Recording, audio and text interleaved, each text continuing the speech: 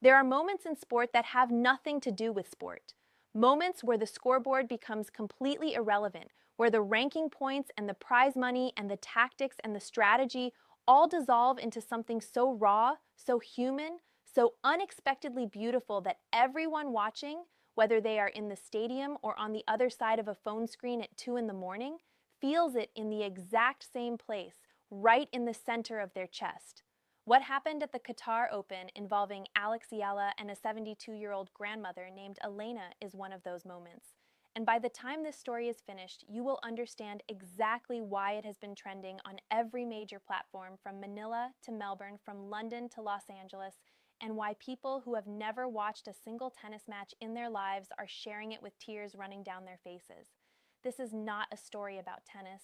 This is a story about what it means to be human. And it is one of the most breathtakingly pure things to happen in professional sport in years. But before we get to the hug that stopped the world, we need to understand the person at the center of it. We need to understand who Eala is right now, in February 2026, because the context makes everything that followed even more extraordinary. At 20 years old, she is no longer simply a promising prospect or a rising junior talent whose potential everyone is excited about. She is a genuine, legitimate contender pressing hard against the doors of the global elite. She recently reached a career-high ranking of world number 40, a number that represents hundreds of matches, thousands of hours of training, and a level of sacrifice that most people watching from the outside can barely imagine. She is the undisputed pride of Southeast Asia, a region that has been hungry for a true tennis icon for generations. When Eala walks onto a court, she does not walk alone. Millions of Filipinos wake at 3 in the morning to huddle around buffering live streams. Families crowd around television screens in living rooms across the Philippines, in university dormitories, in hospital waiting rooms, in break rooms of every kind.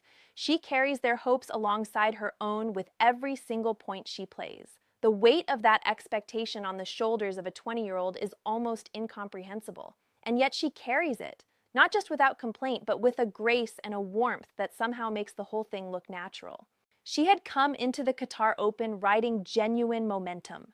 A magnificent run in Abu Dhabi had seen her reach the quarterfinals in singles and the semifinals in doubles, playing with a confidence and a clarity that signaled to everyone paying close attention that 2026 might be the year she truly breaks through into the conversation about the very best players in the world. Expectations were high, hopes were even higher.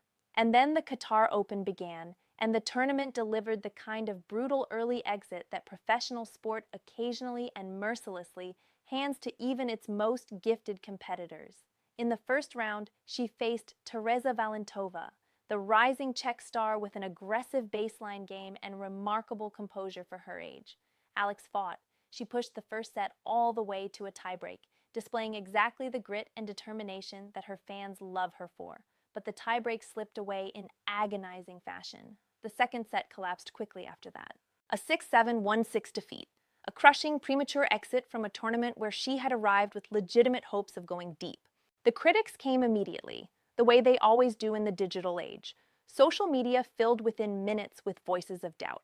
Can she handle the biggest stages consistently? Is the weight of a nation's expectations becoming too heavy to carry? Is she going to be one of those players with enormous potential who can never quite translate it into major results? The noise was loud and it was everywhere. Picture that moment for a second. You are 20 years old. You have just lost a match you desperately wanted to win. You are physically and emotionally drained. The disappointment is sitting in your stomach like a stone. Your phone is already filling up with notifications you do not want to read. Every instinct tells you to put your head down, get off the court, find your coach, find your headphones, and get away from the crowd. That is what most professional athletes do. That is the rational, self-protective response to defeat. Eala did something completely different. She saw Elena, and she ran toward her. Now let us talk about Elena, because her story is the other half of what makes this moment so devastating in the most beautiful possible way. 72 years old, from the sun-baked rural landscapes of Victoria, Australia. Sitting in a wheelchair, her legs rendered powerless by a chronic, debilitating illness she had been fighting quietly and without complaint for years. Eala had not come to the Qatar Open for glamour or corporate hospitality or the chance to be seen by the right people. She had come for something far more personal and far more profound. She had come because Eala had become, over the course of her illness, her reason to keep fighting. That is not a metaphor or an exaggeration. That is the literal truth of what this young woman on a tennis court had come to mean to a 72-year-old grandmother battling through her darkest days in rural Australia. To Eala, Alex was not an athlete to be admired from a distance. She was proof, living, breathing, backhand-hitting proof that someone could be knocked down repeatedly, by circumstance, by opponents, by the weight of expectation, by the sheer unfairness of a world that does not always reward effort, and absolutely refuse to stay on the ground. That story of refusal, of defiant, unglamorous, beautiful persistence mirrored Elena's own daily battle against her illness in a way that felt deeply personal. Watching Alex play gave her something she could not find anywhere else. Hope that was not theoretical or abstract, but attached to something real that she could watch and feel and believe in. And so Eala did something that took a particular kind of courage that most of us will thankfully never be tested on. Living on a modest pension already stretched thin by the unrelenting costs of her medical care, she made a decision born of pure, desperate love. She took the commemorative necklace her late husband had given her decades ago, a precious heirloom, a physical archive of a lifetime of memories, laughter, sorrow, and a love that had outlasted death itself, and she sold it. She sold the last tangible connection to her husband, the final physical piece of her past, to buy a single ticket to Court 3 at the Qatar Open, to spend a few hours in the same space as Alexandra Eala, to see her with her own eyes, to be present in the same moment, to witness just once the person who had kept her going through the worst of it. She sat perfectly still amid the enormous, crackling, chaotic energy of the stadium, while thousands of fans cheered and cameras flashed and the air hummed with competitive electricity. Eala sat quietly in her wheelchair, gripping the armrests with knuckles gone white, leaning slightly forward, tears already building in her eyes before the first point was even played. She was not watching a tennis match. She was at the finish line of a journey that had cost her everything she had left to give. The match was electric from the very first point. Alex was locked in, focused, sharp, her feet moving with practiced precision, reading every play with the intensity that has become her signature. The crowd was alive and loud. The stadium was doing exactly what a great tennis stadium is supposed to do. And then, during a brief lull between points, something subtle happened. Alex's eyes drifted to the sidelines and stopped. They landed on Eala, on the still, frail figure in the wheelchair, on the expression on her face that combined physical pain and unbearable hope in a way that was impossible to look at without feeling something shift inside your chest. Alex did not know Elena's name. She did not know about rural Victoria or the chronic illness or the stretched pension or the necklace that had been sold to fund that seat. She knew none of it, and yet the human soul has a remarkable way of communicating without words, across distances, between strangers. Perhaps it was the way Eala leaned forward in that wheelchair. Perhaps it was the tears shimmering in her eyes. Perhaps it was something that cannot be explained or articulated, the kind of recognition that happens between people when real suffering and real hope meet in the same gaze. Whatever it was, in that instant the match ceased to matter. The scoreboard faded into meaningless numbers. The ranking points evaporated. Only Eala was real. The entire stadium watched in stunned silence as Alex stopped, not to reach for her towel, not to sip water or consult her coach or reset in any of the usual ways that professional athletes pause during matches. She placed her right hand deliberately over her heart, in a gesture so quiet and so powerful that several people in the front rows began to cry before they had even fully processed what they were seeing. And then, without hesitation, she ran. Not walked, not jogged. She ran at a full sprint toward the sidelines, toward the wheelchair, toward Eala. Security personnel flinched forward. The chair umpire leaned in with visible uncertainty.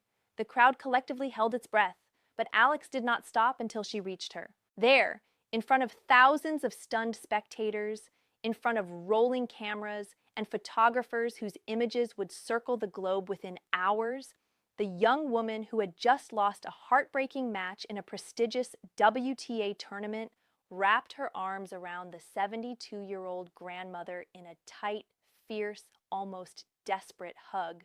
A hug that crossed generations and continents and languages, and every social boundary that normally separates a professional athlete from the audience watching her. The stadium, which moments before had been a roaring cauldron of competitive sound, fell into a silence so complete that it felt sacred. And then Alexandra whispered 3 words into Elena's ear. 3 words no microphone captured, but ones Elena has since shared with the world. Thank you for coming. The silence shattered. The stadium erupted into a standing ovation so thunderously loud and so emotionally charged that it rattled through the bones of everyone present. A sound that had nothing to do with tennis and everything to do with the reminder that underneath every competition, every ranking, every commercial deal, there are just human beings trying to connect with one another. Strangers embraced each other in the stands. Tears ran freely and without embarrassment. And Elena, overwhelmed entirely by the miracle she had sold everything she had left to witness, wept with trembling hands clutching Alex, holding onto a moment of pure, unfiltered human connection that will stay with her for the rest of her life. What makes this moment even more significant, even more revealing about who Alex Eala actually is the timing of it. She did not run to Elena at a moment of triumph. She did not make this grand human gesture after lifting a trophy or winning a crucial set when the emotional momentum was already with her and the gesture would have cost her nothing. She ran to Elena after a loss, after a frustrating, draining, heartbreaking first-round defeat that left her professionally disappointed and personally drained. She ran to Elena at precisely the moment when most athletes retreat inward, when the self-protective walls go up and the tunnel vision sets in. At the moment when she had every right and every reason to think only about herself. The hug was not a publicity stunt. It was not a calculated move designed for the cameras that were inevitably watching. It was a 20-year-old professional athlete, moments after suffering a painful defeat, finding within herself the capacity to look outward, to see another person's pain, and to choose connection over retreat. You cannot coach that. You cannot manufacture it. It is character. Plain and unadorned, the kind that reveals itself not in victory speeches, but in the unscripted moments when nobody told you what to do, and you did it anyway. And now we arrive at the part of this story that a screenwriter would be told was too perfect, too dramatically convenient, too inspirational to be believable. But this is not fiction. This is what happened next. After the emotional whirlwind of Qatar, the devastating first-round loss, the viral moment with Elena, the weight of a nation's disappointment sitting alongside the warmth of that single extraordinary human connection, Alex Eala flew to Dubai for the Dubai Duty-Free Tennis Championships, one of the most prestigious WTA 1000 events on the entire calendar. She needed to reset, to find stillness inside the noise, to locate again the version of herself that had played so brilliantly in Abu Dhabi just weeks before. And perhaps, in ways that no sports psychologist or tactical analyst could fully quantify, that hug with Elena gave her something that no coaching session or training drill ever could. An emotional fuel, a reminder of the pure, unfiltered reason she picks up a tennis racket at all. A reminder made visceral and undeniable by the knowledge that a 72-year-old woman had sold the last piece of her husband to be in the same room as her. Elena may not have been physically present in the stands in Dubai, but she was there in the way that all significant human encounters remain with us, as a weight, a clarity, a guiding reminder of what truly matters and why. When Alex stepped to the baseline under pressure in Dubai, she carried with her something that rankings and coaching systems cannot provide.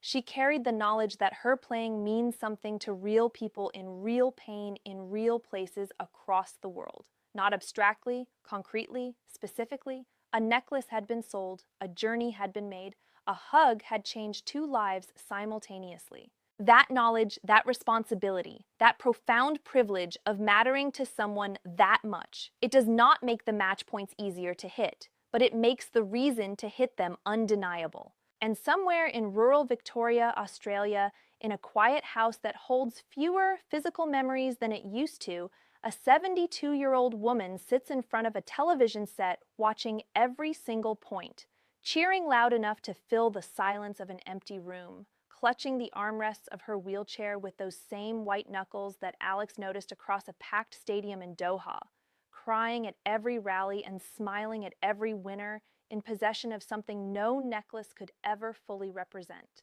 the memory of 3 words whispered in her ear by the person she crossed an ocean to see, the memory of arms wrapping around her in the middle of a tennis court in Qatar, the memory of being seen, truly and completely seen, by someone who had every reason to look away and chose instead to run toward her.